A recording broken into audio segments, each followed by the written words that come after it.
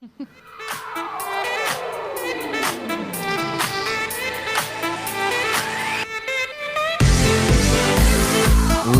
and gentlemen, we're back. Another week, babe. Another week, another episode. I can't believe they're letting us do this. Hey, we call the shots now. This is an exciting week. Nadia, who do we have as our guest? We have an amazing woman that I am so honored to call also a friend. Her name is Natalia Castellanos, and my husband Preston will talk a little bit about her credits, but we've been so pumped to have her. She's such an amazing, talented actress, voiceover actress. SAG, she's part of the SAG committee. She's just doing so many amazing things that I'm so excited to share with the world. Many hats. Starting with, you have seen her in NCIS Well, those LA. are her most recent credits. These are most recent, and a Bimbo Bakery commercial, as well as dubbed 3 foreign TV shows for Netflix, including zombie VO work, that's voiceover work for The Walking Dead and The Fear Walking Dead. So definitely been around. How are you? I'm good. Thank you so much for having me. You made me blush. No, girl. Thank you for joining. We're so excited that you can join us on our couch today. Yeah. On a Saturday afternoon or almost evening. Almost evening. It feels like it's still afternoon. We've had a crazy day. And if you're tuning in on YouTube, you can see our little puppy Charlie has joined us for this week. So cute. Shout out to Charlie. Yeah. So welcome. How are Thank you? I am good.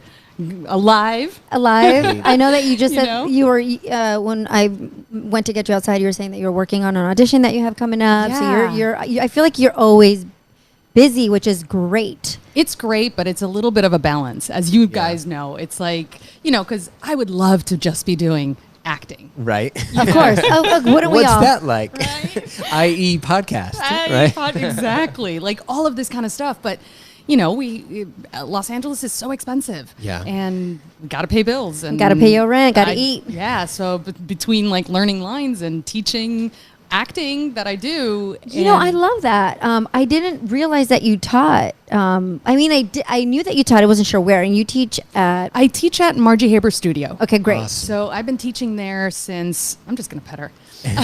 I've been teaching there for I want to say 4.5 years. Nice. I started with teens and then now I'm with the adults, which I love. That's so freaking cool. I went there a long time ago. I think I studied with her for a little bit in Saxon when she was there. Oh, yeah.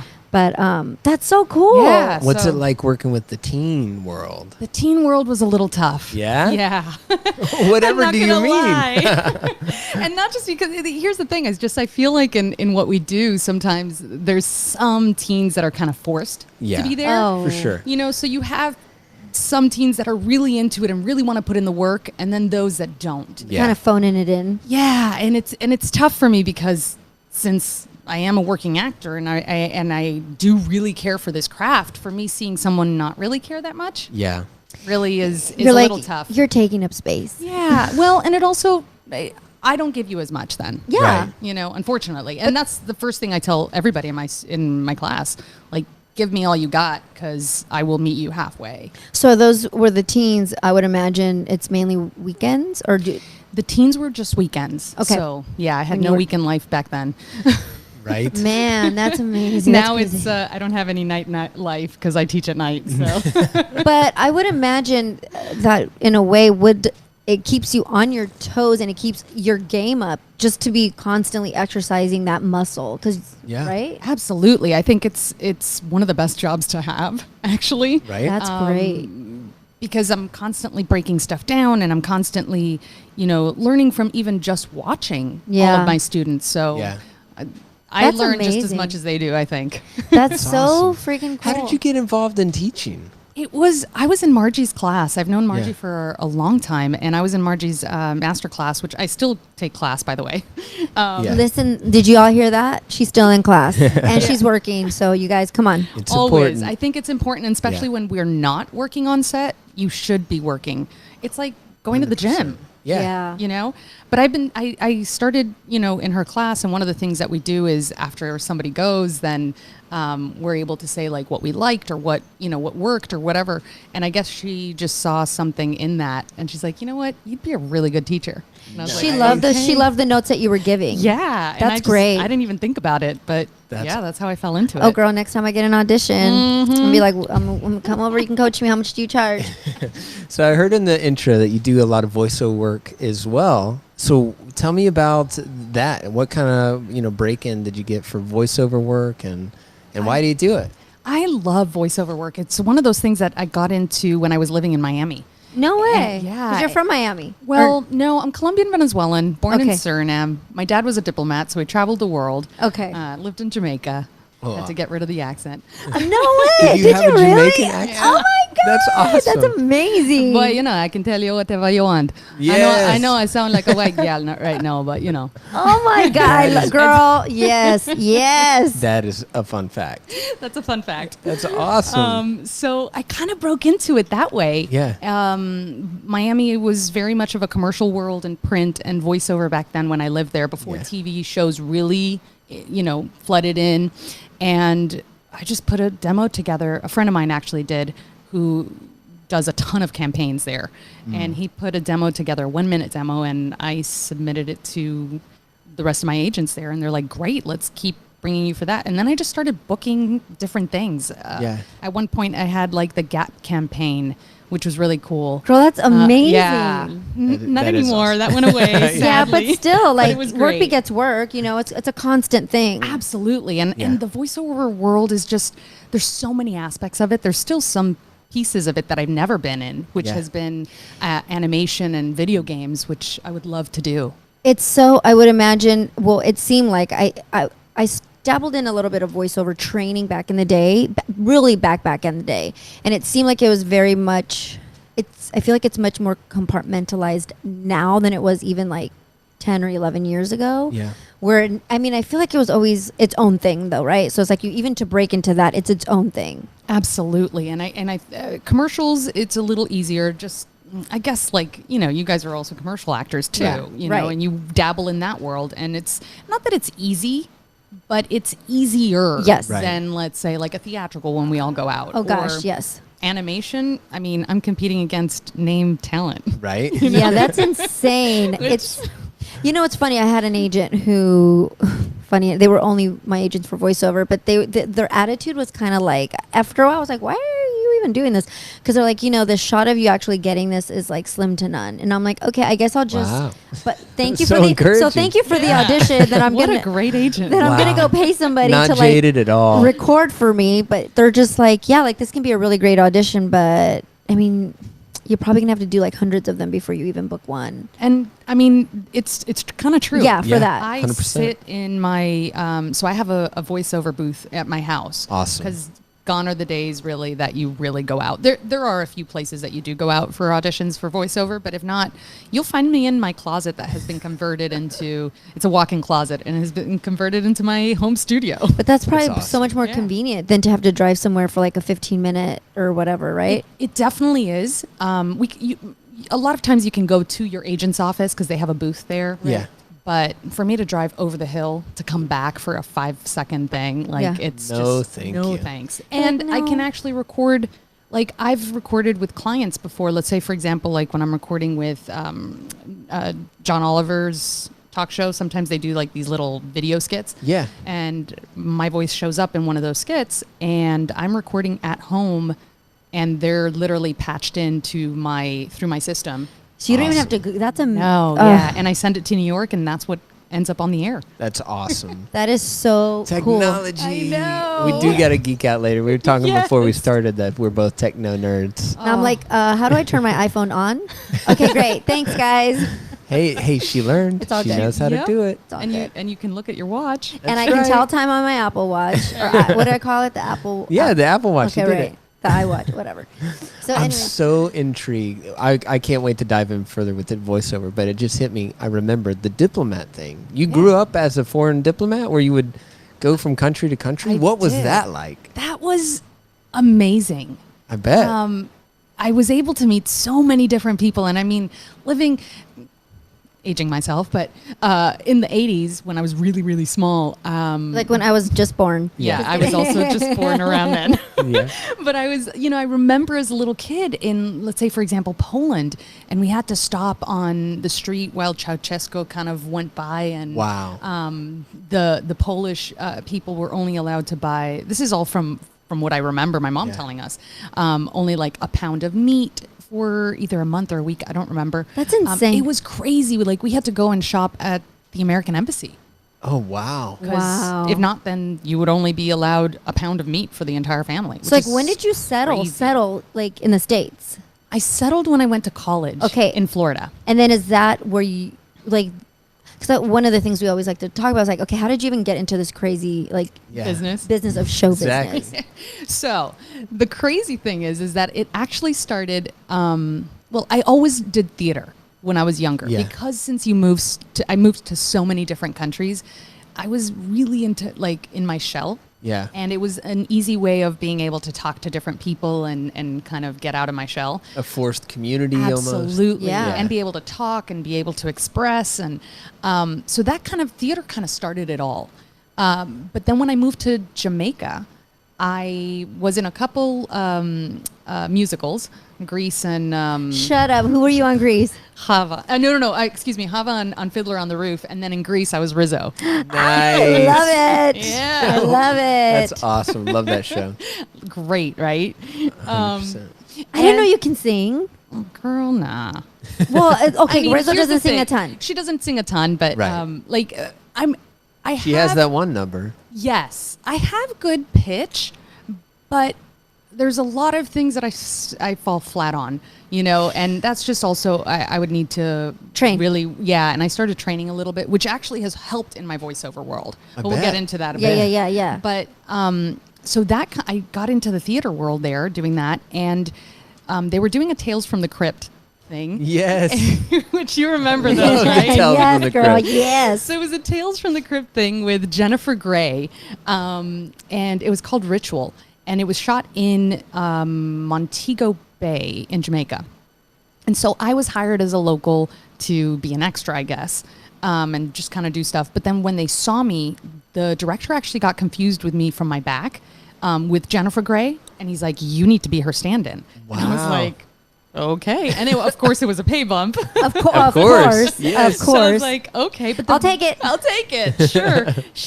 I don't think she really liked it too much. I don't know. I remember overhearing something she said to the director, like, she doesn't have the same stomach as me. And You're like, calm down, girl. Calm down. Come on. Take a breath. I was 18. Yeah. You're whatever age you are. Like, I'm no threat to you. You're like, Right? you're Jennifer Grey. You were in Dirty Dancing. Exactly. Just stop. I loved you. And then I got that and I was like, oh. But that actually started me getting into the business. And Awesome. when I moved to Miami, I kind of had to figure it out by myself. Yeah, it's hard. So hard. It's hard when you feel so distant from what's going on that it's like, first you got to learn it, and then you got to know who are involved and how to get in. It's so crazy. And even thinking like, oh, I can do this as a career? Yes. Like, what? I love it. Absolutely. And epiphanies. Exactly. And it was just one of those things that I was like, okay, well, let me find a commercial agent. And, I just kind of did a lot of research.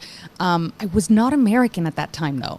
Oh. I was an international student, so I could only really work in something that I had, like,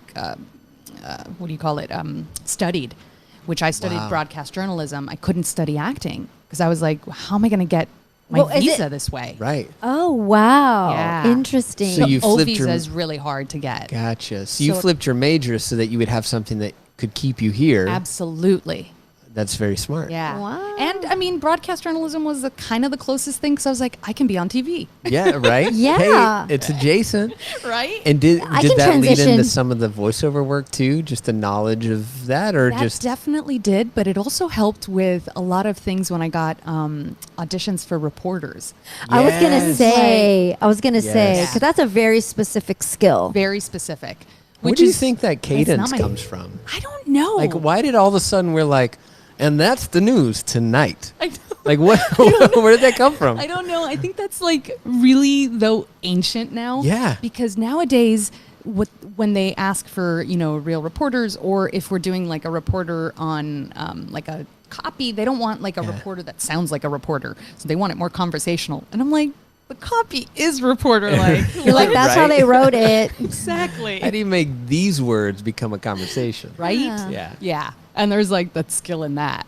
Yeah, of course. So that's just kind of how like I kind of got into that. So you get in, you're a student, you have your student visa. Yes. So you can't technically work yet unless it's in your field. And unless it's the first couple years while you're in college, you can work at the school. So Got I it. actually worked at the law library. Awesome. Oh. Yeah, which I actually, believe it or not, I applied to, like, I took my LSAT. You did? Awesome. But I ended up failing because... But good for you, Yeah, girl. no, I That's took awesome, it, but I man. ended up failing because I didn't really study. Because I Right. got an opportunity to host a game show that was live. In Miami? In Miami. Which It was game? called My Games Fever. It was live, Yes. uninterrupted, for 2 hours, no commercials. And it was 6 of us hosts just like playing games with callers and You're like, Nice. yes. yeah. So I was like, law library? What? Law? What? Sorry, no. Live game show. No, Thank you very I'll much. play a lawyer on TV though. Right. But all day, every day. Exactly. I know that's what my brother-in-law tells me all the time because we'll get into these heavy conversations. He's like, man, you should have been a lawyer. I'm like, maybe I can be one on TV someday. Right. Exactly. My ex-husband always used to say that actually. He's like, oh, you should be a lawyer. You're like, I'll take that as a compliment. Exactly. And he meant it well. Yeah, I know. I totally- I know where he came from. I get that. It's like, So how do you okay. make the transition then from student visa to being able to work and then transitioning into the acting world? What's that look like? That always seems so complicated. When I came into the country, it was in 2000. Okay. And oh gosh. Yeah. So things changed. When I got it in 2000, the great thing is that the colleges gave you a social security card right away. So Gotcha. that was a blessing. Yeah, Wow, that's a yeah. huge step. Huge step. So I did that. And then after I graduated, I worked actually at a law firm. Okay. Hence why all this law stuff.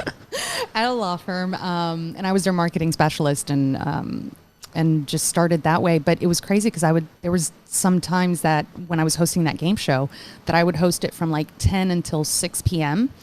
And because we had 2 shows, East Coast and West Coast shows. oh, Yeah. wow. And then I would go straight from there to the law office from like 7 until sometimes 2, 3 in the morning to get all the paperwork and filing and all of that kind of stuff that I was doing. Dang, done. girl, you were hustling.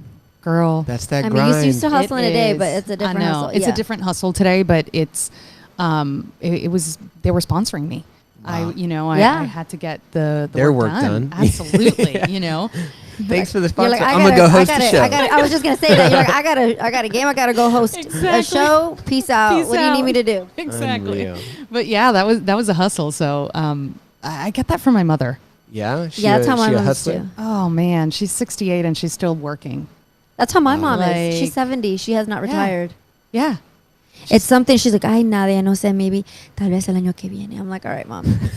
I tell That's what that she to my keeps mom. saying. And, yeah, and she's like, no, but I have to work She because always, she needs her Social Security later. And I'm like, ay, Dios mío, mom. You're like, okay. I was like, come work for me. I need an assistant. Right. You're like, you want to come help me? I could got use- some stuff I could use got. the help. Oh man, I'm lucky to, and with a baby, I don't have a baby, but I'm Yeah. lucky to even get something to eat sometimes. Yeah. Yeah. Girl, today we were rushing. I was like, no time to cook because I'm not trying to clean. Yeah, we did a hike today. We did a family hike, and we were I like, saw on oh, IG. oh yeah, Insta, and we totally thought that we would have plenty of So time. much time. And we get done, and we're like, oh shoot, we got like 2 hours. Not even. We got like Not an hour and a even. half. Anyway, but yeah. But anyway, that back LA to that. hustle. So you were in Miami. Then when did you come? Then you transitioned to LA at So some I point. transitioned to LA. I got married while I was in Miami to a guy that I actually went to college with. And then we actually, when I hosted the game show, he was a floor manager. Oh. No way. Yeah, like small world. Wow. Yeah, and we were married for 10 years. That's great. I didn't know that was. It was 10 years. 10 years. Okay. So we hopped, from Miami, lived there since 2000 until like 2008, because I got married in 2007. And then hopped this way July 4th, 2008, and Wow. have been living in LA ever since. Independence Day. Yeah. Dang, live that's in LA. amazing. So you all came out here together, and then what did he do? Well, not that we need to talk about him, but like he came out here. He came out here because he also worked in production. Okay. So Got it. this was So always it worked great. for you Yeah, guys. it worked for Okay. us. And you know, thankfully he was like, yeah, let's do it for you, like to go out there. Because Miami at that time I was booking so many commercials, so many Yeah. voiceovers, which I'm thankful for. But I was like, I really am itching to do TV Right. and film, Yeah. you know, like I really want to do that. And I was like, I have to be in LA. Yeah. But it's crazy what a shock coming from Miami and then getting here and being like, where are my auditions? Right. Obviously being used to being there. Yeah. And you would go out for everything. And now you lived got to there for like 8 relearn it months. almost. Oh, People got to know absolutely. you before they bring you in, and then you got to know the people who can bring you in. It's such a catch-22. Did you like the transition from Miami to LA when you came initially? It was a little bit of a culture shock. Yeah. Yeah. And it's like Miami is very much of, obviously, like those people that know Miami, it's huge Latin culture, a lot of Cubans, a lot of Colombians, a lot of Venezuelans, Puerto Ricans, like a mix of everybody. Right. When I got here, the difference is like in LA, I found a lot of the Latinos very proud to be a Latin. Yeah. And here I found a lot of the Latins trying to assimilate and be like, I'm from the US. Yeah. So Right. when I would speak to people, and even today it still happens, I'll speak to somebody in Spanish and I'll be like, you know, hola, ¿cómo estás? Whatever, you know, like I'll tell them something. And They almost get offended. they get offended almost and they start speaking in English. And I'm like, what? You're like, okay. Okay, I'm going to keep speaking to you in Spanish because why not? Right? It's funny. Because I know you know it. Yeah, I know you or know I'll it. get Or- the other response, which they're like, "Ay, yo pensé que tú eras güera," Yeah. which means like I thought you were a white girl. Right? It's so interesting. I lived in hadn't- Florida for 8 months, and then so it was a culture shock for me to go there, Yeah. coming from the Latin community here. That when I lived in San Bernardino, and it was just so crazy. So I was curious, but yeah, when you're here, it's people never can. I've even had people talking shit about me, like in Spanish, and I'm like, "Hola, cómo está?" And they're like, Oh yeah, I'm like, "Yeah, girl, I know what you're saying. No soy estúpida. yo te entiendo. Yo te entiendo. Ay, no Yeah. es que no sabía." I'm like, all right. And believe it or not, that actually has it's. I think you can relate to this as well. Is as a Latina that looks kind of like us, that has the light eyes and lighter hair, or you know, Yeah. like Hollywood doesn't really see us as a Latina. Nope. Right. And I've had actually the hardest time in that aspect. I was gonna, because- I'm happy you brought that up because we were talking about that kind of the last episode about being put in a box of what is Latina. Yeah, But you work a lot, I feel like. I do, and I'm very thankful for it. But like theatrically, it has been a little hard even getting in sometimes, or even now things are changing a bit. But I find that they tend to want a specific vibe coming from a Latina. Yes. Because I even Yeah. had at an audition. I won't mention the show, but I went into a big show that you would all know. Yeah. An audition here for a recurring role, and the casting director actually told me, "Yeah, can you put like a little bit more sass to it?" And I was like, "You mean?" She's like, "Yeah, kind of like that Latina thing," and I'm like, Oh my gosh. "Oh, well, do you want me to talk like this because everybody has to talk like this?" Actually, that's perfect. Can you do that? And she's like, yes, that's exactly She's like, what "You we nailed want." And it. you're like, Exactly. And that's the hardest thing for me because I grew up in the way I grew up. Yeah. And look, I know what my strengths are and I know what are not. Right. And I tend to come off a little bit more and I don't want this to sound bad, but a little bit more white collar. Put together. Right. And even because my speech, since I tried to take away my Jamaican, now my English is so clean Right. that it doesn't seem like I wouldn't know what I'm talking about. But see, that's why you would sell a Lexus where I would sell a Honda. Just because That's what she's saying last week. She's like, I sell that Honda. I'll sell the Toyota. Ford, what VW. You could sell the Lexus all day long. And it's true, though. But that's the thing. Because I'm a little bit, when I say rough around the edges, I get that it's also, for TV, rough around the edges. Yes, like, I'm not so polished. No, exactly. I'm just like my, whatever. And there's nothing wrong with that. Yeah, no. Yeah, I mean, and that's something I talk about in my class. I'm like, you need to know what you're walking in with. Right. My energy when I walk in, I have to be very conscious because it looks like I run the room. And Right. I have to be careful sometimes. Maybe, that's not what the character is, Right. But I have to say, it actually helped me a lot when I went in for NCIS LA.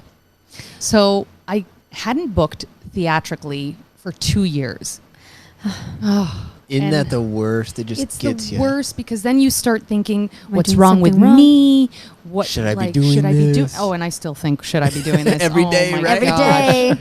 Oh. This morning over coffee. And everybody, even the celebrities, are going to be on that because Yeah. everybody, once you get to a certain level, you need to go to do something else, and so you always have that thought. There's of, always that ladder. It's never Absolutely. enough. Never enough. And I'm really learning to, and check myself to really appreciate everything I have Yeah. Yeah. so far. So NCIS, Oh, you walk yes, in. thank you. I was like, where did my brain go?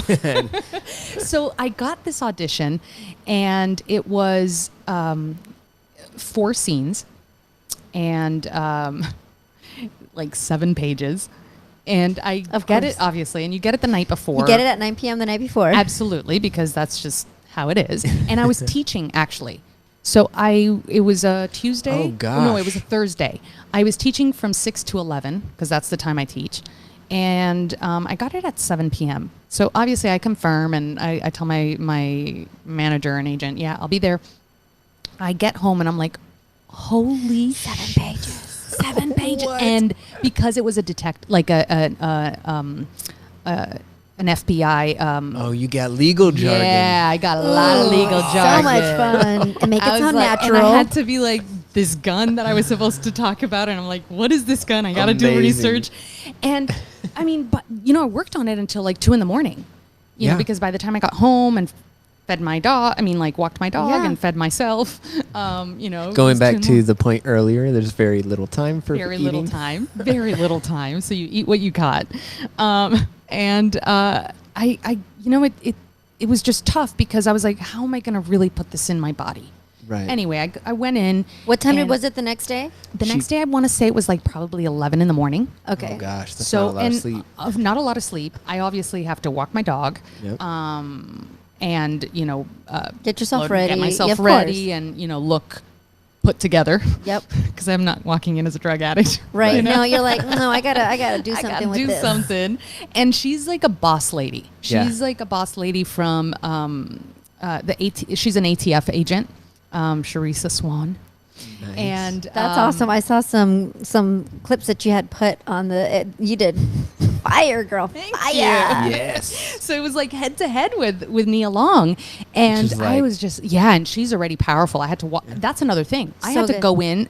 Before I went to bed, I watched an episode with her or a few clips with her good. because I really needed to know who I'm supposed to be up against. Yeah. Yeah, because shows have a rhythm, and it's almost like Absolutely. something that if you don't know that, you can be walking in with a different energy. And also, if she's Yeah. a powerhouse on the show, and you need to know that because you're going to be going head to head. You need to know what level you're going to match. her. Absolutely. Absolutely. And I feel like a lot of actors don't do that. Right? Yeah. I'm like, if it's out, unless it's a pilot, Yeah, of course. if Of it's out, course. I'm always watching it, even if I don't great. enjoy the show, And That's your research, though. it's my research. It's part of it. I mean, guys, if you don't know, put your cable on your taxes. Right? No, seriously. True. It's part of it. That's why I spend time watching TV.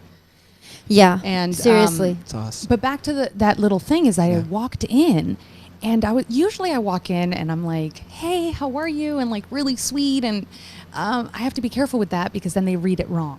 Yeah. And so I walked in and I was like, respectfully, but I was like, hi, how are you?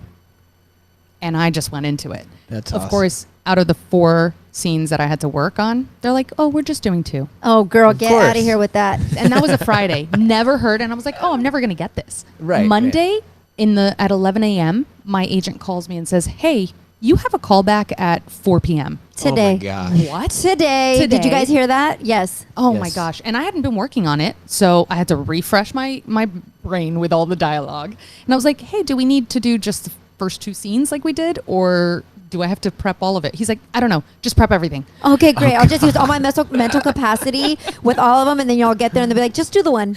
Exactly. And I went in and I did the same thing. But believe it or not, my writing partner actually wrote my episode. What? What do you mean writing partner? Do you write? I write because, again, I don't want to sit around and wait for all this work to come. And I had an idea and I wrote a short, and I really needed an actual writer to doctor it. Right. Okay. So I became friends with him.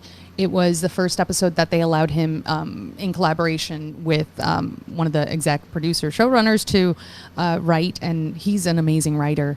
And yeah, so now he's working with me writing my short into a feature. I was actually That is going to ask awesome. you, have you shot your short yet, or is it just I haven't. I've been. It's been 4 years in the making so okay, far. Maybe we talked about We've this. talked about Okay, this. that's what it was. I'm like, how did I know about this? Yeah. But it's So not because it's already intrigued. done. Tell Yes. me more. Yeah. So I came up with. It all came because a casting director over at NBC had said, when I did one of those showcases, I had a friend who worked at NBC as an exec, and so he found out. That's why I know. Well, I guess now it's not a secret, but You're like, If you heard that, it was a secret. It's not it's anymore. not anymore. But he found out, and he got feedback from me. And I did a comedy, because there wasn't much. You have to choose from a bunch of A sides. lot of them are comedy. So a lot Yeah. of the A show, lot of maybe them. ABC is not, but No, ABC is also. Is They give it? you drama, but when you get to the higher ranks, like the mix and match and everything, Yeah. you get a comedy. And if you Okay. can't really do a comedy, because think about it, it's a live show. Yeah. To watch a drama for execs. oh, girl, that'd be a Right. hot Oh, mess for man. like 3 hours. People wanna It's like a laugh. sad That's play. So Yeah. true. So I found out with her, and well, through him, that she said she was great, but she needs to lean into her tough side. And I was like, my tough side?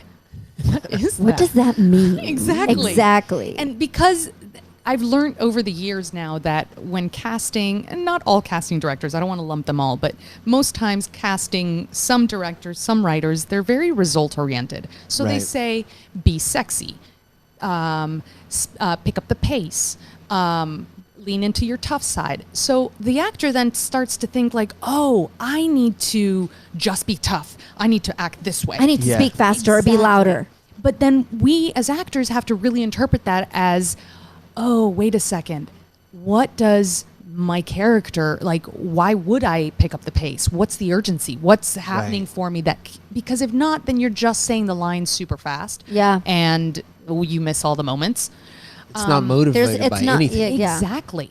except And for the note from the person who gave it. to you. absolutely. And then it doesn't matter. And there's no life in that. There's no life. Yeah. So she said that, and I realized, oh, okay, so I have to come up with something that is a little bit, that shows a little bit of my, I guess, my fight side, that I can do action films, that I can, and I'm pretty fit, so that. Yes, you are. I'm Thank like, I watch you. I'm like, she's working out again. I'm like, I just need to go for a walk.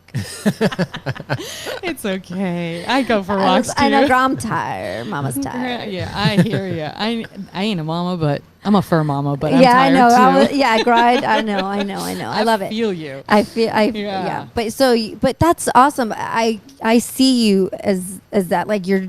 I can would see you love doing to that. do like a Marvel. I would love to do, those kind of action films. But that was like something that I was like, you know what? I need to do like $1 million baby type of thing. Yeah. Yes. Because I fit in like that Hilary Swank world. Yeah. And I was trying to write something, and I'm by no means, I don't feel like I'm a writer in that aspect. But I'm good in like, the way I write is very lyrical. Yeah. In a sense. And I've always had that lyrical side to me. But my friend actually helped me, and she wrote a scene for 4 pages. And that then I was like, you know what? If I'm spending money to do a 4-page scene for an audition, I mean, not for an audition, but for a scene? Yeah, but like for your reel. Oh, yeah, I don't want to spend money just for a reel. I want to do a short or something that I can put in festivals. Exactly. You can spread Yeah, the girl, word that's that like way. your little, not your calling card, but kind of. And it's also like you're writing it and you're entering into pitch film tool. festivals. Yeah. Absolutely. Yeah. Kind of like a Matt Damon in a sense. Right. And Ben Affleck, you know? Yes. Yeah, girl. But, you know, by no means it was like something like that. So I created a short and I really liked it. And, you know, not just me, but other people did. And then I was trying to make it, but it just wasn't right. You know, when you just like write something and you're like, it's good, but I really like the story that it's going to tell, because it has to do with also abuse. Okay. I like stories that say something that you can kind of learn from, but as at the same time can be very much of entertainment. Yeah. Of course. And maybe like a thriller or something in that aspect. And I just created that, and now he's helped me. But now it's my turn to write, and I'm so nervous. Girl, you I got told- it. touch it. No, I literally told him, and that was like my procrastination, because I was telling him, I was like, I'm tired, but I'm also so scared to touch the work that you've done. You have 39 pages here that is like really great. You're like, and now I got to add to this. Exactly. Can't you just write it? You know, something I deal with, I've been writing a short myself for a little while. And Oh, something nice. that I've been dealing with as far as like the mental capacity part Yeah. is feeling like it needs to be perfect. Like when I sit down, sometimes it keeps me from putting any words on the page to go, it needs to be great. And something that I've been learning through this process that I have to reteach myself almost every time I start is it doesn't have to be great. It has to be there. Yeah. And then you can chisel it and make it great, like a For great sure. sculptor or something Absolutely. like that. And Yeah. the more you do it, the better you get at it. Yeah. So I that's- mean, look at David. Right? Michelangelo's Yeah, David. girl. Right? Work of art. Didn't Yeah. happen overnight. Nope. And it's one piece. That's right. That's no, true. I completely agree with Yeah. you. And it's, I think the problem is it's the way that our industry works and having to work all these other jobs. And It's hard. It's really hard because I find myself always tired. Yeah. Always. And I feel so bad. Like people are like, hey, how are you? And I'm like, Tired. tired. You know, and I'm thankful, you know, I'm super grateful. And there's just so much I want to do. Yeah. But yeah. I totally feel you. And- We're and constantly teaching going. also takes a lot out of you, by the way. Oh, I'm bet. sure. I mean, I can only imagine. I used to teach an exercise class, and even just taking that's right. exercise classes, though, like one thing I realized is like when I would take class, whatever the teacher would give, it's almost like what I wanted to give as a student. So Yeah. I can see how that would translate in just teaching in general. Yeah. So if I've been in classes before where the teacher has had a sub like for Yeah. like acting, and they're like just not there. And honestly, it's like the longest 4 hours of my life, and it's like I feel like I've wasted my money. Absolutely. So Yeah. you have to And you're on. You're Yeah. on. Like my classes, my Tuesday, Thursday classes are 5 hours, and I'm on like the entire time. But I'm grateful for it. You know, Yeah. I'm blessed because then I'm able to do the rest of the stuff. I just need to learn how to, I guess, like all Protect of yourself. us. Yeah, protect Yeah. myself and you know, take care of me as well. It's a and lot. Sleep. It's a lot. Because you But- think about it, I will tell you this. I love this about you. I'm always like, dang, one day, you are you are so good. Your social media presence is so good. Oh, It's thank like, you. honestly, it's like I always tell Preston, I'm like, can you go look at my Instagram account? I literally am like sitting there going like this. And then like Natalia's got this awesome swimsuit, her hair's all. I'm like, can I take a shower today? But the thing is, it's like we were saying like we need to care more. But the thing is, it's like you have a consistent like it's your marketing, Yeah. your brand, your business. You are your business. Yeah. I love that. I love that, you know, you engage with the people that are on there. You have something to add, which is Right. part I of like appreciate why that. Thank somebody you. would consume social media, right? You're a consumer in a sense. Absolutely. And so, like I would always be like, man, like her Insta like game is on point. Like Fire. she's got all these. Where is she getting all these pictures from? I'm like, me and Preston are like, we got a camera. We're about to go walk around North Hollywood and just be like this by Joe's Coffee. Girl, you should. I know. But We here's need the to. thing, like honestly, like that okay, granted, my Instagram game started like really shooting up when, there was a time that I was like, okay, I'm going to try this on my own and really try to see. And one of the things like I had done some research is like, what is your brand online? Yeah. And my brand has always kind of been to inspire people and and also to try to, have people think, which I guess it leads into the same thing as my short. You know what I mean? Right. Something that kind of gets people to think about. And I did it for a little bit for a while by myself, and it was kind of tough. It's a lot. It's a lot. I mean, because it has to be consistent. That's the problem. Right. Yeah. Social media is so consumable, and it's just disposable media, like disposable stuff. Oh yeah. So I have an agent that deals with my social media as well, that helps me kind of plan. Something that I didn't have them do because I was very much about, like, I'm a little bit of a control freak. Type A. So like they are just doing social media, or it's just an agent of yours that is happened to like be helping. She just does social media. Interesting. So yeah, but she helps me figure out, okay, this is what our month is going to look like. But everything that is written, all the captions, all that kind of stuff, all the stories, all that is me. Yeah, like I really yeah. wanted to keep that The personal touch. personal touch, Yeah. and not to be like as if it's just a corporation. Right. So because people want to connect and they want to know who you are. Exactly. absolutely, Like, we talk about it. Like sometimes we can see certain accounts and everything just looks. Listen, like if it looks super polished, but you in your caption, in your stories, or in your whatever, there's that vulnerability. Like people want to be able to see into your world. It's this weird thing, but that's what it is. it is, and that's and I was talking about, like, in my today's post about empathy. And Yeah, I read it. You read it? Yeah, I loved it. Because I'm noticing so much more. I'm very much of an empath myself, and I've noticed so much just people in general, and especially teaching. You also see that, but just people not understanding how to actually connect. And I'm gonna murder her name probably, Brene Brown. Yes. Yeah. I love her TED Talk. Did you see her Netflix thing? I have not watched It's the so Netflix good. yet. I You gotta really watch want to it. watch It's that. really good. Yeah. You were saying. She was awesome. Yeah, I mean, she she's was just awesome. with that stuff. And she has like a 3-minute YouTube TED Talk video that explains the difference between empathy and sympathy. And it's so interesting because of technology, and I love technology for many things. Like now I don't have to look up stuff on the Encyclopedia Girl, Britannica. tell me. Gone Tell are me the about days. that. Gone Thank are goodness. those days. Oh man, Right? I just kissed this. Yes. That's how excited you were that they're Exactly. gone. The days are gone. And that just people are missing out on that, and especially in our career, which is having to really be able to have all of these emotions accessible to you so that you can mask certain things or whatever, like we do as human beings. Right. But you got to fill up with stuff.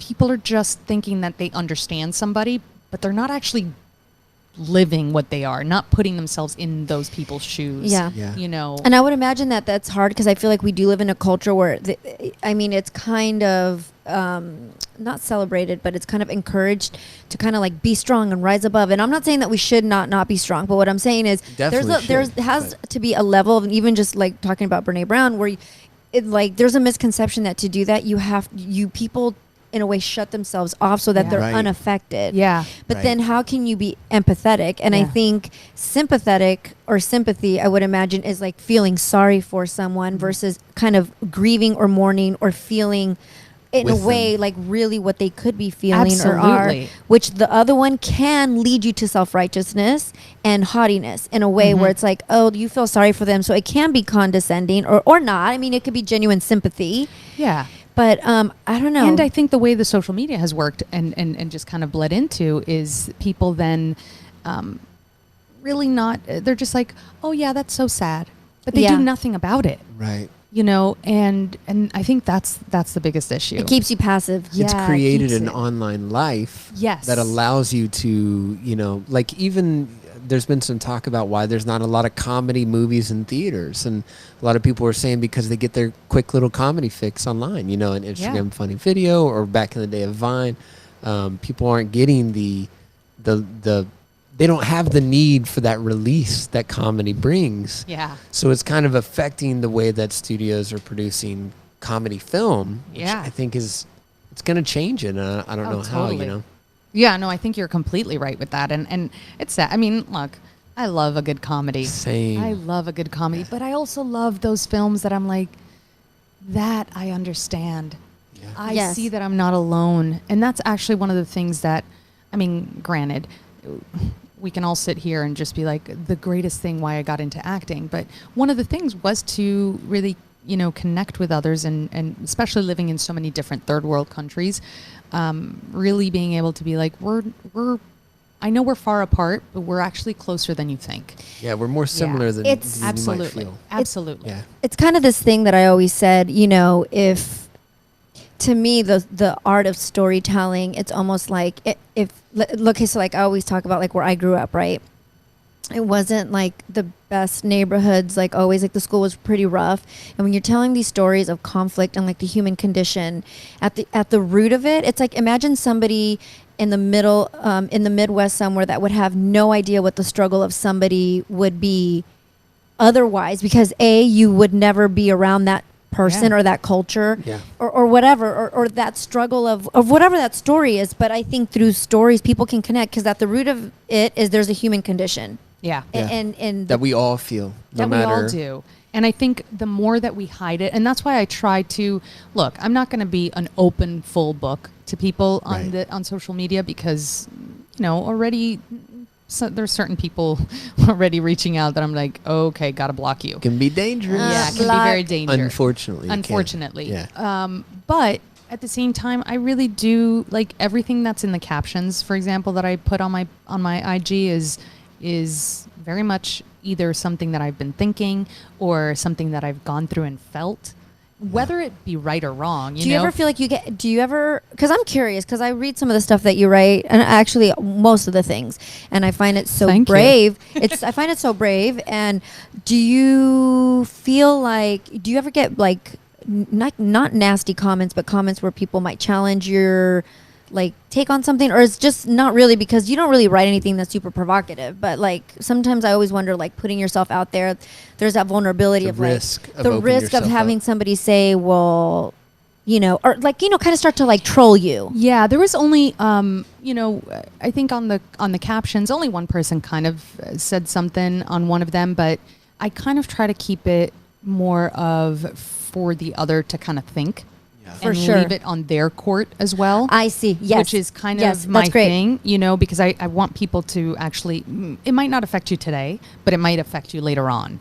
Right. But I had one person, I posted something on my story. What was it?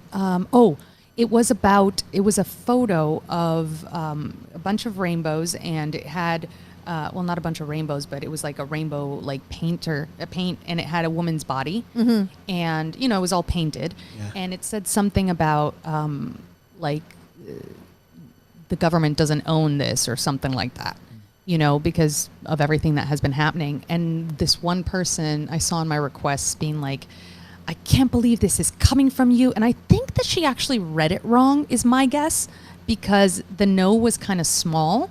And I think maybe she read, I don't know, I'm assuming now, but maybe she read that I thought that the government owns this. But then she was talking about like free healthcare, and I was like, where do you live that is free healthcare? Can I go? You're like, next. Sign me up. Yeah. So but it's funny. People are funny. Yeah. But that's not even the worst of it. I mean, on social media, that's one thing, but I've had, when I hosted the game show, I had some mean comments, and it's kind of crazy because it kind of plays into a lot of why we kind of close up as artists as well. And I try now not to read that stuff. Yeah. But at the beginning, you know, the comments would come and all of that kind of stuff. And the show was actually really good at kind of hiding the comments away from us. I don't know who brought it up. And one of the comments that people had said was, oh, she has such a horse mouth. Oh, Lord. And, you know, look, I have a big smile. And it's crazy because I even had a teacher here in LA tell me to not smile while I was acting because it's too big. And I was, you know, and that's the kind of shit that I'm like, are you fucking kidding me right now? Like, I'm like, unreal. But it's like, you're supposed to go up there to experience into like Be make an vulnerable. imaginary circumstance like real, and but now you're also thinking, God, I can't even smile. I gotta talk like this the whole Yeah. time. God forbid. Or don't frown. And I'm like, I used to have a teacher tell me "What? that you Do gotta want put me to-" tape on your Yes. face, and I was like, you want me to do Botox?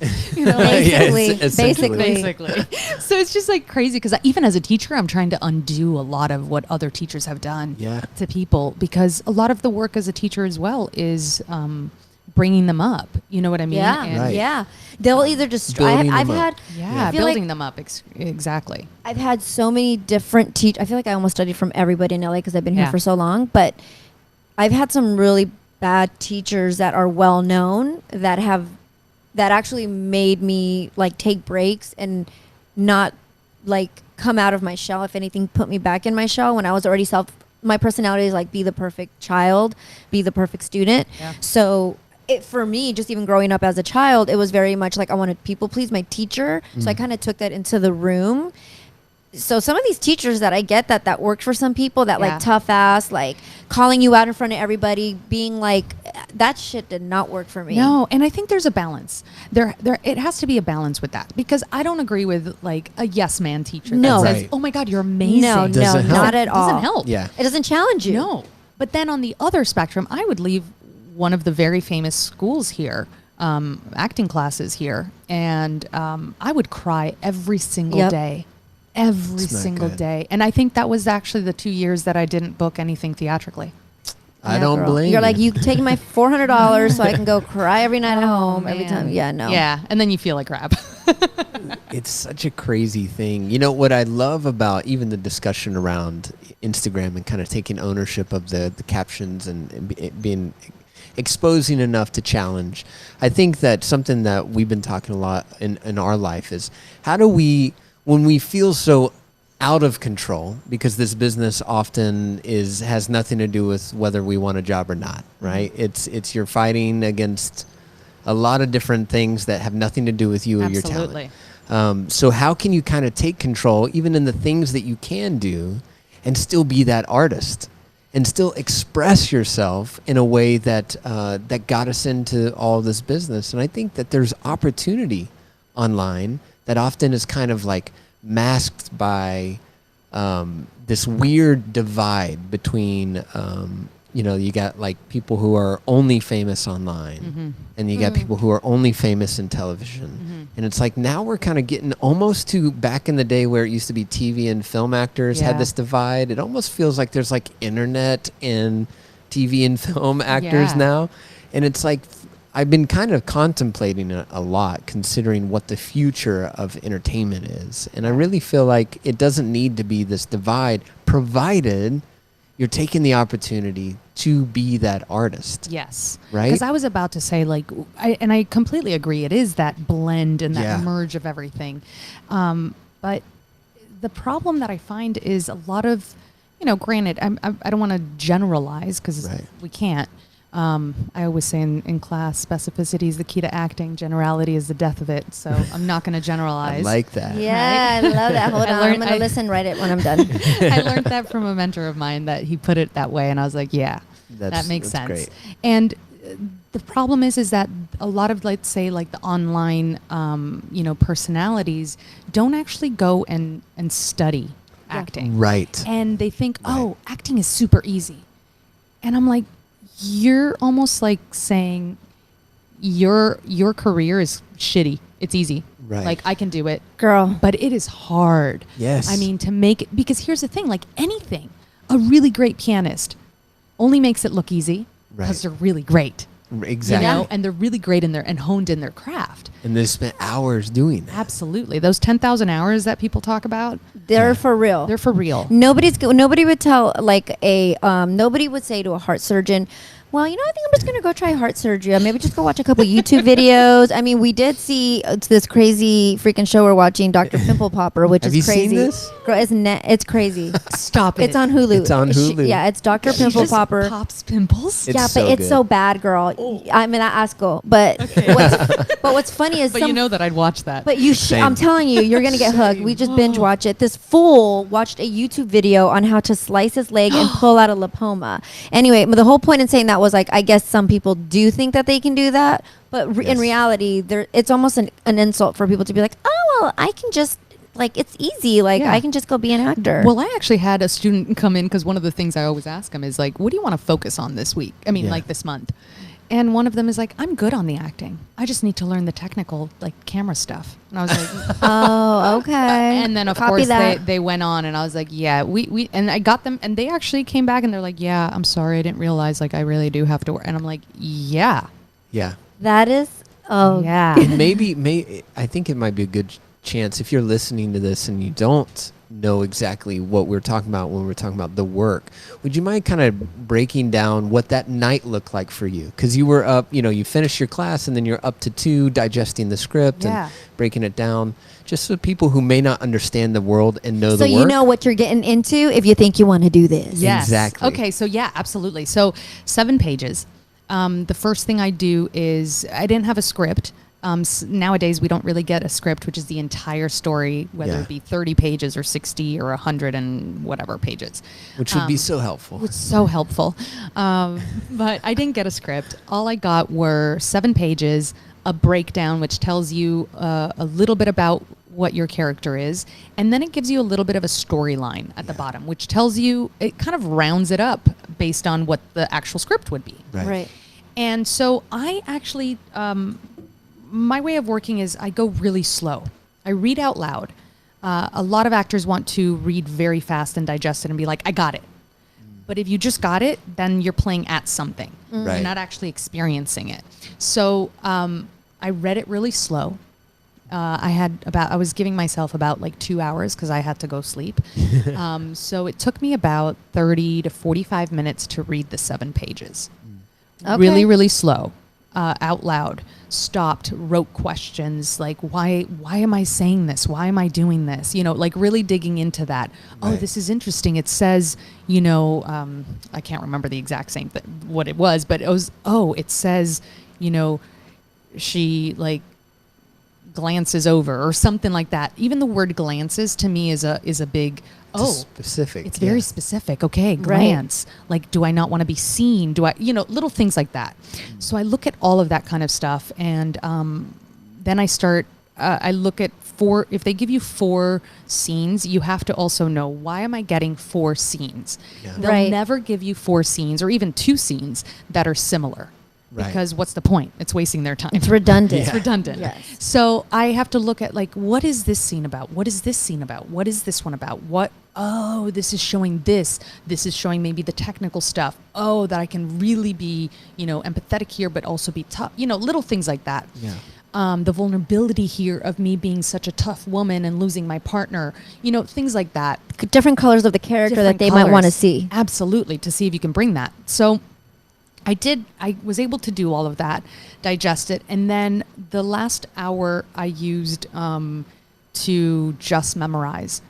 And I memorize, the way I memorize is I remove all the other characters' lines. I just go from top to bottom. I take each scene separate. So I spend, like, if I only had an hour for 4 scenes, so it was like 15 minutes at each scene. Yeah. Not that much. But for 15 minutes of the first scene, I would just read my lines from the top of the scene to the bottom of the scene and come back, like literally like a hamster wheel. Oh, wow. Kind of just saying my lines, right? Over and over and over.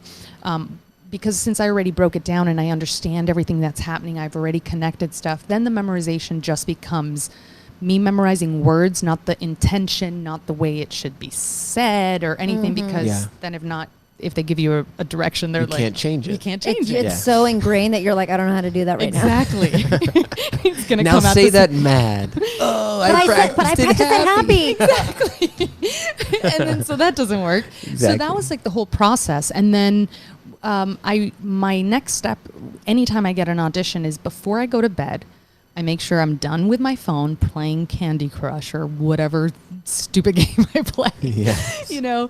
Make sure I'm done with that. I brush my teeth, get ready for bed, and it's the last thing that I read out loud, just my lines. Okay. Let it sit in, and I go to sleep. And then in the morning, as I wake up, I try to just say the words out loud, without looking at the script. And then that's where I can start seeing where my holes are. That's you know? great. That's Yeah. such a good tip. And of course, besides that, I did a lot of research, on the guns and watching Right. the show. The specifics. Yeah. So You guys, it's work. it's work. It's work. And what I love is you do work in voiceover. You do work in, you were talking about like dubbing the Netflix shows. Oh, yeah. What is that exactly? So dubbing is, it's been around forever, but when, let's say, for example, we have a German show, which is one that I actually did. So it was a German TV show, and then it came back to, they want to play it here on the Netflix. Netflix here for the Americans to watch. Right. And instead of them watching it in German, they will watch it. They can watch it. They have a choice of watching it just, let's say, in German with subtitles, or if they don't want to do that, just put on the English, and then you'll have other actors actually talking the words for like those people. Wait, so you're doing the words in English? Yes, but the way like it's not a perfect science, but it's way better because now we've been able to kind of like hide a little bit, and Netflix has actually been getting really good with this. They use a program that's called Voice Cue, so it like they write the words on the bottom of the screen, and I'm watching, and it tells you when to start talking, which is really cool. But That is cool. It cannot be the exact. Timing? Not the timing, but it can't be the exact same words that they say in German or whatever. It's not an exact translation. It's not an exact translation because we're also trying to match the flaps.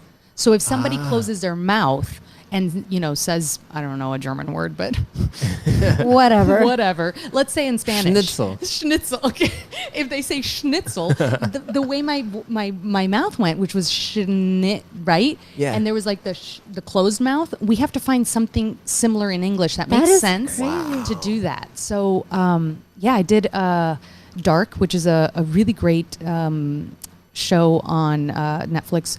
That is a German series. It's kind of like a Stranger Things in German. Awesome. So we can watch it. You can watch it, yes. Okay, yeah, we're going to have to check it out. Season 2, I think, comes out, which I'm way more prominent in season 2. Okay, good. Which is, comes out June 21st. I don't even know. My birthday. Girl, that's his Your birthday. Hey, what a good gift. Exactly. And then the other one that's actually already on the air, or the 21st maybe, might be there. No, I think it's already up there. It's called Money Heist, which is a Spanish series, which is like Casa de Papel. Okay. But if you watch it in English, it's Money Heist. Yes. And then another one that so Dark is one, and then Ad Vitam, which is a French series. That one is, those two actually landed in Pop Sugar's like must-watch shows for Netflix. Nice. And I dubbed one of the female characters on the Ad Vitam. That's amazing. Which is like very cool sci-fi type of thing. So that's so cool, man. We're going to have to check that out because I'm like, what is that? That sounds so intriguing. Some people get bothered by it, but it's actually great. I've been watching them like that. And that's so cool though. Like there's so cool. like to think of like the working actor. There's so many different parts of it. Like there's just so many different like parts of it. It's what's crazy, and a lot of people don't even know that certain things exist, and when you think about it, it's just like this huge umbrella that's kind of spread wide. Yeah, like that's kind of like the work that I do on from time to time. I do the zombie voices for The Walking Dead and Fear the Walking Dead. You might have been a voice. Do you do that from here? Because it's in Atlanta, right? No. So they shoot everything there, but then a group comes in afterwards to fill in all the backgrounds type stuff. Awesome. Which is another job that a lot of people don't know. It's also one of those things that is very hard to get into. Is it looping? Yeah. Okay, yeah, I've heard very of that. hard to get into. Looping is a term that represents voice acting work that is often everything that fills out a TV or a movie. So like claps, even efforts, like grunts. Grunts. If the production wasn't able to get like a clean effort for one of the main characters, instead of bringing them in, the group is already coming in. Awesome. We match their voices to, like, let's say if somebody's getting kicked, it's like, how did you get into that? That's awesome. That was again so tight knit. I only got in because I speak Spanish and English fluently, and they needed a young voice that could do no accent in English, no accent in Spanish, for Step Up Revolution, which was the Miami dance film. Yes, I love Step Up. And then it's like those are great. Yeah. They're so much fun. And this Guilty one took pleasure. place in Miami. Nice. And so it just kind of like, once they see you work and they see, oh, this girl's good and she does the work. That is so cool. You just never know. I always say work begets work, and you just do what you can because you never know what door that's going to open. Absolutely. Yeah, absolutely. Which is why I don't turn down like commercials, or, you know, some people are like, I never do commercials. You're like, You're please. like, girl, okay, that's more. I can audition for that. Great. I'll do it. Yeah, and sometimes, very, very rare, but sometimes you can work with an incredible director. Absolutely. I haven't been lucky to do that, but right. I know. I think you did, right? I did. I worked with a pretty Yes. cool one, and Nadia actually worked with someone that you all would know if you're listening. I've worked with Fred Savage a Fred couple Savage. times. Wow. He's amazing. It was just so cool to work with him because he was an actor first, so he's such Yeah. an actor's director. And Yeah. Dak Shepard was great too, and it's so cool when you're working with like people that have been actors because they're also so kind and Yeah, like they it's understand. great on set. They totally. I worked with Adam Arkin. Yes. Yeah. So he was my director for a show, Secrets and Lies, that I had done, and that's actually a really fun story. Because we were talking about a lot of people, I auditioned for this role, and I was like, I totally nailed it. I got in. It was emotional. I was like, that's just my thing. I got it. I was like, I'm going to book this. And I never got the call. You're like, what happened? I was like, I didn't even get I had it. Yeah, I was like, I had it. What's going on? And it's kind of one of those things that later on, a month later, I get a call from casting saying, hey, we want to offer you this other role. It's small. It's not big. It was a co-star. But I was like, tell me when I got to be there. You know, and they're like, I know it's not, are you okay doing something smaller and whatever? And I was like, yeah, please. it's work. Yeah, where do I sign? Yeah, Exactly. right. Let me think. Can I get a day to think about it? Exactly. And I was like, they gave it to me. I got 2 days of work. I get on set and he's like, do you know why you're here? And I was like, I have no clue. And I was so honest. I've been like super honest with how I'm feeling about things nowadays. So I was like, I love that. I don't know. Please tell me. You know, and he's like, you were really good in that audition. We just couldn't give it to you because the network wanted an African-American girl to do it because they didn't want like two quote unquote white girls, even though I'm not like white, I'm Latina, but you know what I mean. Girl, you ain't Latina enough. Yeah, exactly. According, right? Exactly. Not for Hollywood. They didn't want two white girls dating this the lead, which was a black guy, and they gave it to a black girl, and they just offered me this other role. But wow, that's how things, you know, and that's why I say what we do have power in is our work. That's Totally, because as we like to say to each other, you never know why you book or don't book, and sometimes it's literally you remind someone of their uncle, so they're like, nah, and then sometimes it's you remind them of your uncle, and you're like, heck yeah, let's do it. Exactly. Or you don't even know the conversations that network is taking place because of the 80 other different people that they have to cast for something. I've been in sessions where it was a recast of a TV show lead. And because they were recasting them because the male and the female leads were just, they didn't think that they had chemistry enough. So we were recasting the male. And I'm reading with these actors that are potentially going to be the lead of this thing. And when they would leave, sometimes, the producers were, and I kind of like pretended I was, I would just like let them do their thing. And you're like this. Exactly. I was like so listening. And they're like, we don't always talk about actors this way, but yeah, you do. You do. They're like, yeah, he wasn't as attractive, but I like the other one. Like things like that, because if you're there and the talent is the same, right, they're looking at other things. Exactly. They're looking to create a whole different something that we don't know, but sometimes they don't even know. I was about to say, often they don't know. Yeah, exactly. Exactly. They really don't. We love asking all of our guests. We got a couple of questions. Do you remember them? Yes, I do. Awesome. So we got a couple of questions. So we love doing this. There's a couple of caveats. We're going to ask you a question, and all we want is the first thing in your mind. All right. So it doesn't have to be perfect. It doesn't have to be right. The first thing on your mind. Those 2 words don't live in my dictionary in my head. So we're good. No perfection, no right. Go for it. I love it. Okay. Go for it, babe. If you could be any animal in the world or any animal in anywhere, which animal would it be and why? Anywhere? You mean Pandora? Yes. Exactly. Pandora's box. Pandora. Avatar. No, I would have to say an elephant. Yeah. Gentle Yes. giant. Oh, I love it. Very empathetic. And so very smart. So smart. Well, I don't know. Sure. We heard they're smart. So yeah, we no, heard. they are. I was just saying about me. Oh, girl, you smart. Yes, I can. But I was thinking more because also they're very much about family bonds. Yeah. I'm very loyal, sometimes to to a fault. to a fault. Yeah, girl. But I'm very loyal and very empathetic, and yeah. Awesome. Good If answer. there, Gentle I but love strong. that. I love Gentle that. but strong. If And there was, smart. if there And was smart. I'll any say it about you. food you can eat if there was only one food you can eat for the rest of your life, what would it be? Plantains or I don't know why they're coming into my head right now, and I do love plantains. Because they're so good. So Because you good. can 'Cause eat there's- them multiple ways. So this is Yes. new to me. This isn't my culture, but my awesome wife, she has opened my eyes to the world of you can do plantains where they're like chips. You can do plantains where they're like this sweet gooey mixed with la crema, and it's like, oh my gosh. Well, the crema is not vegan for me, but Yeah. sure. But still, I'll do the yeah, vegan girl, crema. that's fine. Yeah. Yeah, exactly. Okay. I love it. If you could be any superhero, which superhero would you be? Oh, that's a tough one. I would say I would probably want to be. I know this is going to sound weird as being an actor, but invisible. That's awesome. No, well, because I know you could be it's anywhere. and I'm also very much of a. I know it doesn't seem like it, but I'm very much of an introvert. There's times that I'm an extrovert if I know you well. Yeah. But if I don't, I'm very much of an introvert. And when I go to parties and stuff, I'm just like, Can I just go over there? Can I just like, I don't know what to do. And What if do I do with my hands? Yeah, I just don't.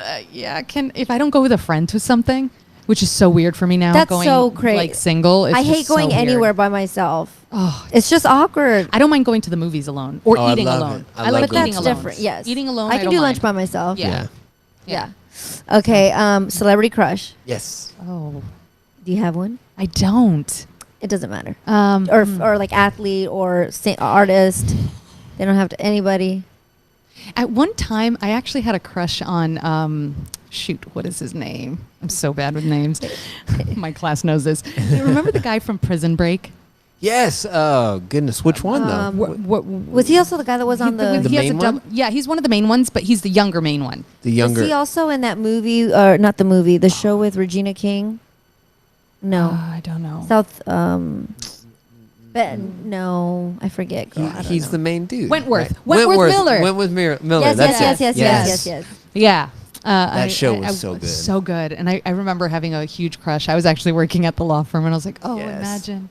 One day. One day. Because I think he has light eyes. I'm very much into light eyes. Love it. Ooh, I know, right? Me too. Tall, dark, and handsome with light eyes. Yes, I know girl. you are. Right. Final question for this would be: if there was anything else that you could do outside of acting, what would it be? Yeah. There's so much that I could do, but would I want to? That you would love to do? Like if it's not, it doesn't even have it's- to be practical. Okay. I love traveling, but I think it's kind of changed for me now because I do love traveling, but I like something more chill. So maybe if it was in a past life, I would just love being a singer. No way, that's Yeah, awesome. I love to sing. That's so Yeah. awesome. Yeah. That's awesome. That's so awesome. So with that said, I do want to. I know that you're involved with the Screen Actors Guild. Yes. So I just wanted to Yeah. touch a little bit on that in regards to, because a lot of people have asked me like, well, so what's the benefit of being in the union versus non-union? Like one of my cousins asked, and I've had some other people that are not even in the industry that can't even wrap their brain around like why, like what does it matter? And I was like, well, I have some friends that can answer that very well. So It's the protection that we get. yeah. There's a lot of rules in place that really do protect you as Right. a performer, which you know, look, I know we all want to be doing this and we maybe want to work for free, you know? Yeah, but no. But no, like, you know, there's certain things like, you know, if we don't get food every certain amount of hours, because I've been on sets that went before I was a union, and I wouldn't eat for a while. Yeah. And I'm just like, how can you be working me like this without, you know, stuff like that. So they have a lot of these protections. And also, it also allows us all to be fairly paid if we're all paid at least because what the union does is that it sets the minimum rates, sets the minimum working and wages conditions. Now, if your agent and manager, you know, of course, get you more, that's a different thing. Like there's a lot of things that now I don't get paid the base rate, you know, the session as what the union has, right. Over scale, but scale is helpful, you know. So it's a lot of that protection, and all the work that we do as artists, we get. I have pension and health. Look, granted, I understand to get health it's hard because you have to work a certain amount to make the plans, but you gotta like that. Then also pushes you to try to keep working and when you do get protected. I think in 2009 I was a trainer for a long time, and I was making such good money that I think I didn't really put a ton of effort into my career, and then stuff happened and I ended up, I don't think I would have left there otherwise had I not been kind of pushed out. But in 2009, that's the first year that I was like, okay, I got to like figure this out and I got to make this happen. And like you said, when there's that incentive, that was the first year I ever made health insurance. Yeah. And I'm so thankful that I've been able to make it every year since. Yeah. I mean, I've been making it since I think 2007, since I've been a member, and it's hard, but because I have so many friends that want to and they don't make it. Right. But I mean, when we get older and we don't think about this, like the younger generation right now doesn't think about it as much, and I didn't used to. Yeah. You know, but your health and pension. Yeah. You know, at some point I do want to retire. Right. And granted, we don't really retire as actors. Exactly. You know? But I mean, still. Just move into a new phase. Exactly. I'm like, now I'm working in my 80s. Reinvent yourself. Right. Exactly. But it's a huge thing with that, you know. So I became involved with the union because I wanted to really make a difference. And also, there wasn't that many Latinos involved as much. Yeah. And just minorities in general. You would see a lot of, you know, the boardrooms being filled with older white males. Yes, there was also females as well, but mostly were white, you know, and there's nothing wrong with that. But we need to get other perspectives. Yes. And especially for markets that they don't understand. Like, it's so crazy to me, and I get it, but I remember this was the first time I ever realized this. I had booked a commercial that was a national for IHOP, and it was for Spanish market. And then lo and behold, the day I get there, there's another couple that's for general market. And literally it was like their shot. All right, you guys get out. Our shot. Okay, get out. And the pay was like drastically lower. And I think I get it. I get that it's a different market and the way that they do things. But my point in even saying that was, I think that lack of representation. Yeah. Right. And you're completely right with that. And that's the thing, because when we negotiate contracts, and I was a part of the commercial negotiating committee, I don't mind saying that. Look, it's a tough job. I can only imagine. It's a tough job because there's a lot of things, you know, the thing with negotiations is you can't say just what you want. What are you willing to live with? And what are they willing to live with? And they are the industry, the people that we're negotiating across the table with. And, you know, having no representation way back when, that's probably also when the different pay started happening. You know, the session payments are the same. Yes. You know, the day of work is the same. But the difference is because obviously there's so many more channels in English than in Spanish. Yep. That's where the difference is. You know, like you have Class A, which is like our NBCs and CBSs and Foxes and like the major networks. Yep. Yeah. And so those are what Class A are, and it's like pay to play pretty much, you know. Right. Cable units are a certain max rate that you get for a certain amount. Yeah. And then you have like the MPU, which is the maximum period of use that they can use the spot for. That's what that stands for. I never knew what that stood for. MPU, maximum period of use. Okay. Awesome. And then that's why, like, we came up with, the whole new contract that just came out, the upfront and everything. I saw that. That's very cool. We loved it. We good. We went over it and we were like, honestly, it's for people who are just diving into this world. It's like before even this contract, a lot of commercials were essentially just going non-union. Absolutely. And so many jobs were just flying out of the door because people would accept less money for the same work. And but then also the thing that for me that was the biggest thing is the internet spots were so before a long time ago whenever they negotiated the first rates, it was, hey, we didn't see internet as being a commodity. No. It's just okay, yeah, we'll kick you a couple grand for an internet spot. You can use it as much as you want, but really our focus is in the commercial world. Exactly. And I think this really elevated the internet space. And here's the thing: we look at the union contract was, first it was SAG, Legacy AFTRA, which was two completely different unions. Which thank God we've merged. But the thing also with that is that it was in the 50s or wherever dating back to, a 50-year-old contract where things were so different. But here's the thing, a lot of people, and I hear so many people complaining, and I have to tell you, this drives me up the wall because the people that complain don't show up. Show up to try to, they don't give up. I gave up a month and a half during pilot season to negotiate this contract. You're like, I wasn't getting paid to be there. No. Like, I wasn't, like, you missed work. Absolutely. To go be a voice. And I missed my teaching job, too. Yeah. That was my full pay. They're not paying me. Like, They're like, this ain't paid leave. No, like, there's no paid leave. Exactly.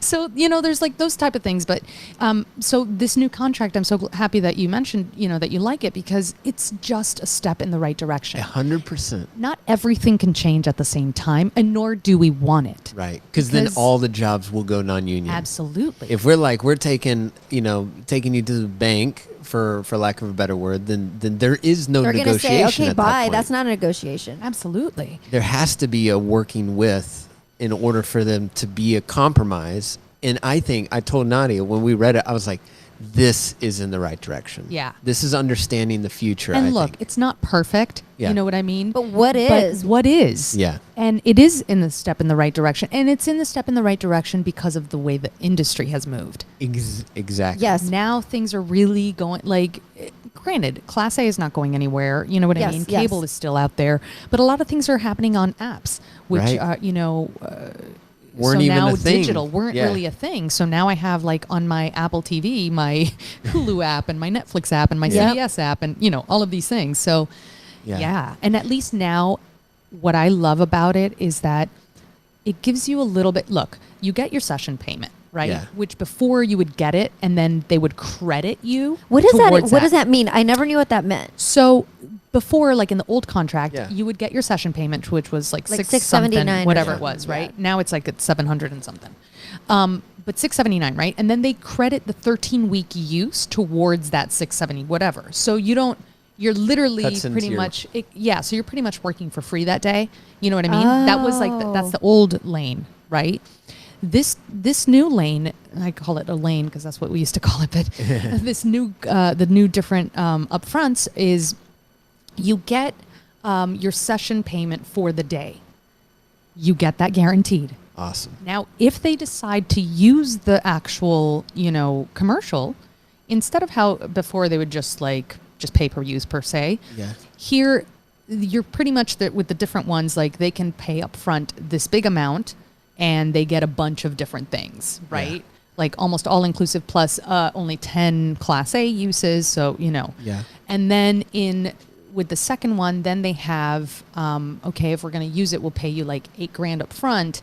And then it kind of now where they air it gets deducted from that $8,000, but you still make $8,000 then. Right. So there's a little bit more of like the guarantee for artists because then, okay, there's no guarantee because there never is. There never is. But if they use it and you get the guarantee of $8,000, and let's say that because that's the second one, then if they use it past the $8,000 during the 1 year MPU, then they pay you more. Right. You know, So once there's that opportunity. 8,000 is up, after that you're still getting paid after that once it's If used they up. use if it they beyond use that. it Use more. it. Yeah, Yeah. if they say they want to buy like more cable or more digital or whatever. Yeah. And then they have like for the smaller advertisers that tend to just want to do a digital only spot. Yeah. You know, we made that available for them as well. Class A is pretty much the same, like the same in the sense of you're still getting per use payment. Right. But it is now that single $100, which is great. Before it was a declining scale. Yes. So at some Exactly. point you would get like 75 cents after whatever. It's like, okay. Exactly. Wow. You know, and here's the thing: even with the new one, people like the advertisers can still use the old one. Like I saw that. Yeah. I like that if they're familiar with the old way, they can continue to use that absolutely, old way. because here's the thing: it's like we're not trying to be like it's only this way, but you do have to let the performer know what lane they're in. Exactly. So that if you don't want to audition for, let's say, the digital only bundle, that's up to you. Right. You know what I mean? They have the artist has a choice. Absolutely. And I think too now, thinking about what is the industry doing, it's like before they would record a commercial and that commercial would run for years. I remember being Yeah. a kid and then Oh my God, that Folgers commercial. Oh Yeah. man! And do you remember the Target one with the lady walking up? Yes. That blonde lady. Yes, she's hilarious. She's hilarious. Yes. It's like, what? Are And you it wait, ran forever. the IKEA one? Oh my God! No, this is a different No, one. Okay. Target. Target. She Yeah. I don't she's think I like know that prepping one. for Christmas or Yeah, something. and she's like walking up the hill with the. yeah. Okay, yeah. She's hilarious. And then now it's like a commercial comes and goes. Yeah. So that guarantee is for the ones that aren't going to be around for years. It's like, that's nice to know that there's something there. And if you do get the $20,000 one, if you're lucky enough that they do want to use it for everything and get the $20,000 one with only 10 uses of Class A, that meets Plan 2. Yep. Yeah. Of your insurance, and you only then have to book one commercial for the year, which Yeah. is so helpful because a lot of people, are the people that we work for, they complain about like residuals and whatever, and it's like, but we need the residuals to be able to Make our health survive. insurance. Right. I could not have survived like right now single, Yeah. paying everything that I pay by myself because I don't have a roommate. Yeah. Oh, maybe I shouldn't have said that. She has 5 You roommates. mean you and don't they're- have a paying roommate? I don't have a paying roommate. But They're you got a all- 500-pound Dog. ex-military Navy SEALs. Navy SEALs. And he will bite the shit out of you. Basically. No, but then it makes the health insurance, and I'm able to pay. I mean, I obviously still have to work my side jobs, but No, but Right. still, it's interesting when I would, it's like at some point people are talking about 15 years ago. Well, we're not in 15 years ago, and the way that we're consuming tech or media today and entertainment has completely shifted in such a quick time that it's so hard to even keep up. yeah. Like even from like 5 Exactly. years ago. I mean, look at Instagram. Yeah. It's like literally once it goes down your feed, nobody sees it. Yeah. Really. Yeah. Yeah.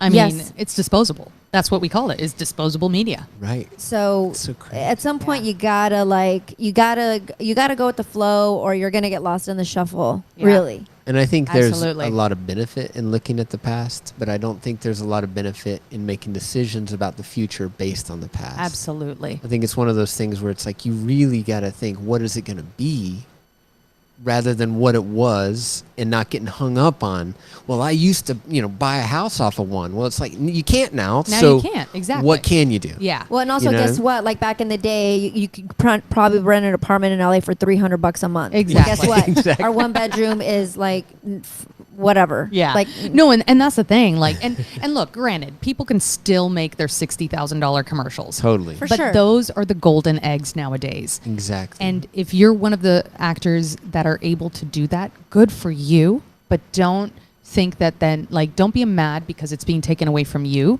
Like, we are doing this for everybody. Right. And we're not, the thing with the contract too is that it doesn't only service Los Angeles. It services little markets that Yeah. everything is different. Right. The people that are paying in those markets are less, like even Yeah. in the voiceover world, we have a voiceover Los Angeles rate, and then the rate that everybody gets paid that is on the contract, that is actually Wow. codified to the contract, because other markets can't pay that. LA can, wow. Yeah. So it's like, So many things to consider. Sometimes we got to give up some stuff. Don't be Thank so you for selfish. your service, girl. Yeah, You're Thank welcome. you so much for taking the Yeah. time and for like taking that time that you took in New York and really fighting for a better contract for us and helping move things in the right direction. For sure. And I tell you, it's real easy to sit on the sidelines and be like, oh, Be a it should be critic. this, it should be that. It's so easy to do Yeah. that.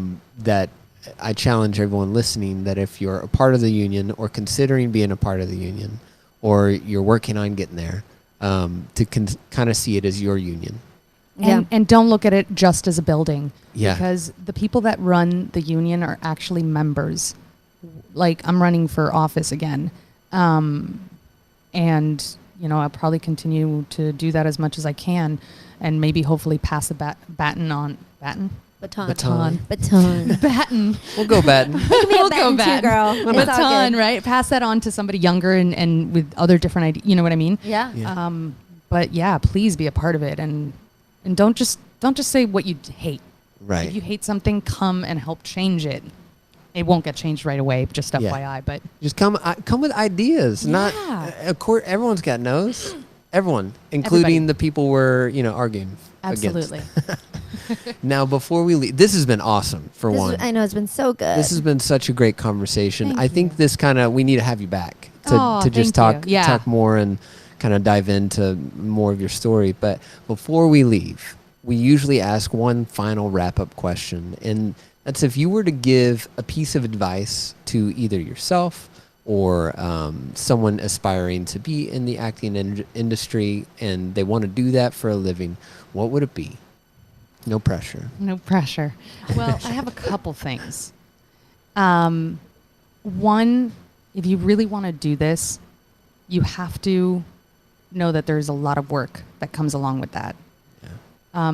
Be professional, and and when I mean professional, not just like know your lines and be on time kind of 15 minutes prior, which I know today I was 5 minutes prior. Sorry. Girl, no, please. But yeah, try to be there 15 minutes prior, and also make sure that you don't take things for granted. Treat everybody with respect in the sense of even if they're just an assistant, you never know where everybody is.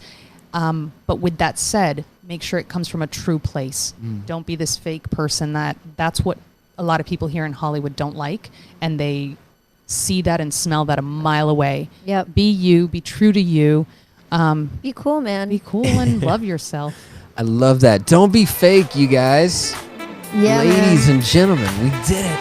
Another one. Another one. one. Done and done. Thank you so much, Natalia, Thank for you coming. so much for having me. Giving your So time. happy that you were able to make it. So much fun. I want to make sure before we leave that everyone Yes. knows where to find you, to connect.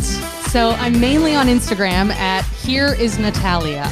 Love that. Awesome. Is anything coming up like soon that you just did that they can go watch, or what should they go check out? Whether Well, it's definitely Netflix? the dubs. Those are definitely Awesome. up.